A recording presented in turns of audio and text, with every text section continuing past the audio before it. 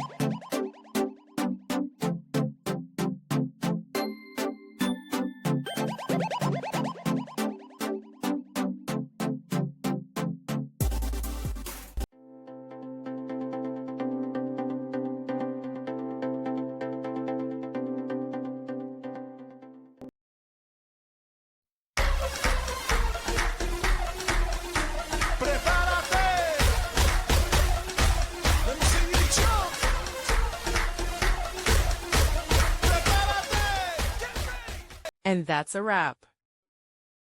I hope you found the answer you were looking for. If you did, take a second to hit that subscribe button. It really helps out.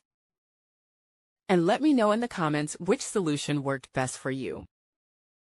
See you next time in the debug zone.